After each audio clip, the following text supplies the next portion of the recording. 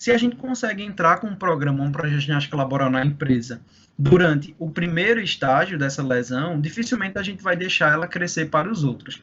Quando a gente fala da educação física na área de saúde, quando a gente fala da educação física na forma de prevenir lesões, promover qualidade de vida, é isso que a gente está falando. É a gente não deixar que as coisas elas se compliquem. Isso é um exemplozinho que eu vou dar hoje, eu estou achando bem bacana.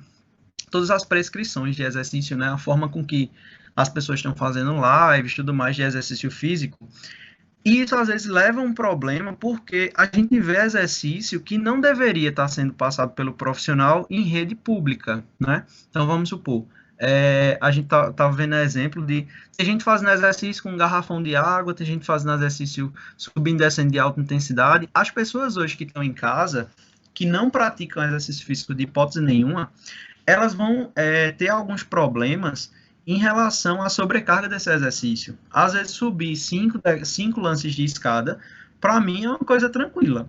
Mas uma pessoa que ela está fisicamente inativa, ela vai subir 5 lances de escada, porque a gente está incentivando, né? E após subir esses 5 lances de escada, ela vai estar cansada, muito cansada, porque o processo fisiológico dela não funciona igual ao meu, que estava ensinando aquilo. E no outro dia ela vai amanhecer com muitas dores musculares, principalmente na panturrilha, vamos supor, no quadríceps, que é o que se utiliza. Eu não estou dizendo que está errado, mas que tem profissional que está se aproveitando muito desse momento, né? Como vão se aproveitar em vários outros momentos? O que a gente precisa, que aí eu elogio vocês, né? Algumas pessoas do sétimo período estão fazendo esses vídeos, publicações, e são coisas muito interessantes, é que eu preciso entender que esses vídeos ele vai muito para quem eu já trabalho, né? Para quem eu conheço.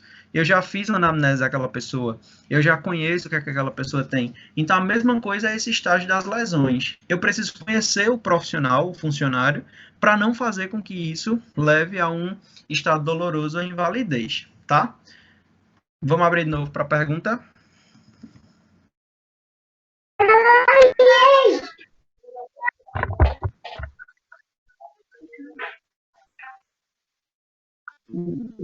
Alguém está com alguma pergunta? O professor, em relação a isso também, a questão da imunidade, muita gente fala assim, Tá cortando teu áudio bastante. Que porra é isso? Tá Tá conseguindo cortando. ouvir agora? Agora eu tô sim. Quem é? É Alisson. Se diz, Alisson. Em relação a também a questão da imunidade, né? Eu falo assim com o conceito também assim de atleta, mas justamente em relação a isso, porque a gente não pode fazer uma atividade de alta intensidade nesse momento.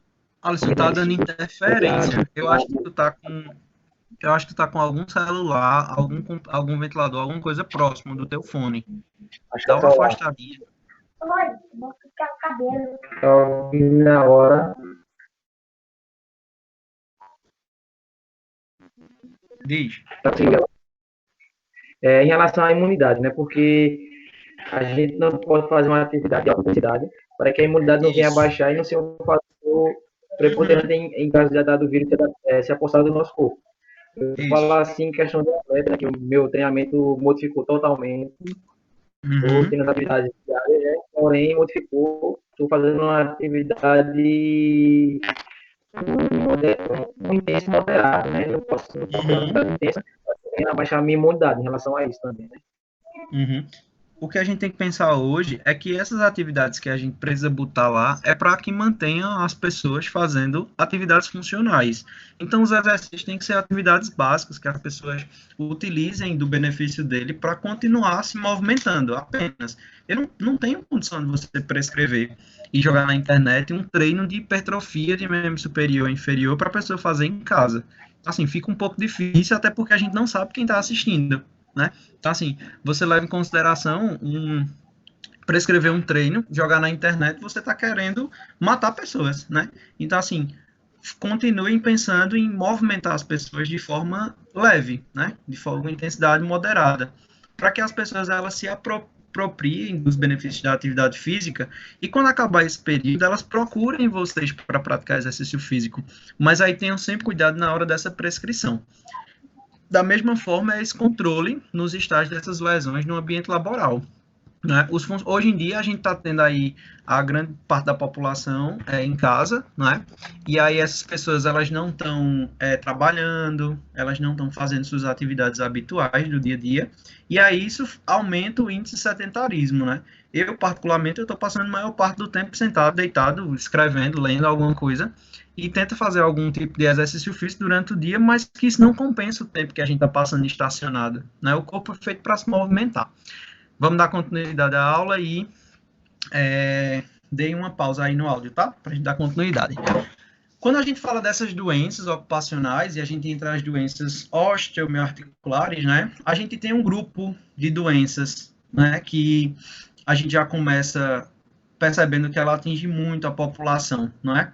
Eu tenho a tendinite, né? Que ela é uma doença que ela atinge primordialmente os tendões, e aí ela pode ocorrer em qualquer região do corpo, qualquer musculatura que tenha tendão, ela vai, seja acompanhada de tendão, ela pode incomodar. Eu tenho a tinossinovite. A tinossinovite também ela está relacionada aos tendões, só que ela mexe muito com a bulsa articular, né, com a articulação em si. E a epicondilite, que ela também mexe com alguns acidentes anatômicos e estruturas ósseas. O grupo que a gente trabalha muito hoje na educação física é a artrose e a artrite, né? A gente sabe que são doenças que diminuem a mineralização óssea, né? E que esses problemas, essas doenças, ele vai diminuir a densidade mineral óssea, e essa densidade mineral óssea ela vai promover digamos assim, um enfraquecimento da região da estrutura óssea. Então a gente consegue trabalhar e a gente já entende que o movimento faz com que se aumente as substâncias de fortalecimento ósseo, né? Da matriz, da densidade mineral óssea. Então a gente percebe que a gente consegue reduzir um pouco dessa artrose e dessa artrite. A gente tem as síndromes miofaciais. Síndrome miofacial são doenças, é um problema, né? Totalmente facial, e muscular também, né? A face ela está interligada ao músculo. E essa síndrome ela acarreta principalmente quando a gente tem uma, digamos assim, uma tensão, uma sobrecarga muscular muito grande em determinada região. Então, a gente começa subtraindo uma carga horária de trabalho que tem 8 horas, uma jornada de trabalho de 8 horas, e que dessas 8 horas você passa basicamente 7 horas sentado. Então, a gente tem uma dor, digamos assim, uma ativação e um relaxamento de algumas musculaturas. Vamos supor, a musculatura da coluna ela vai precisar estar extremamente ativada para que a gente possa ficar na frente do computador. A musculatura da região cervical, dos ombros, do quadril, né? Mas a gente já percebe que os membros inferiores eles estão mais adormecidos quando a gente está sentado, né? Então a gente começa percebendo que essa síndrome miofacial é um dos problemas na região das doenças ocupacionais. A gente tem a bursite, que é diferente da tendinite, né? É uma inflamação na bulsa muscular. Normalmente a bursite ela ocorre muito no ombro, na região do ombro, na região do quadril, da crista ilíaca. E a gente tem essas duas regiões como grandes regiões a serem acometidas pela bursite. É uma inflamação da bulsa. E aí o grande problema da bursite é a forma de tratar. Eu sempre costumo dizer que eu prefiro receber qualquer tipo de doença menos bursite, porque são doenças muito cuidadosas, é um problema muito cuidadoso, que um simples movimento errado, você pode contrair aquela região e a bulsa muscular responder com dor. Então, a gente tem que ter muito cuidado, tem que sempre analisar exames, e aí, dentro das doenças ocupacionais que atingem muito a população do trabalhador, a gente tem a surdez, né? E a surdez, ela vem como um problema que está aumentando muito, né? Principalmente funcionários que trabalham em call center, trabalham com máquinas, e isso acaba tendo alguns problemas posteriores, tá? Pessoal, tranquilo em relação às doenças? Alguém dá um ok?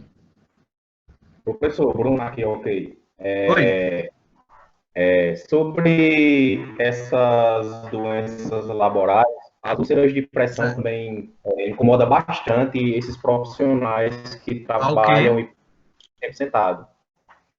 Aí esses profissionais que estão me ouvindo... Tô ouvindo. Eu só não entendi qual foi a doença, qual foi o problema que preocupa. São as úlceras de pressão. Sim, para entender agora. Uma vez sim, que como assim? as pessoas passam um tempo sentado,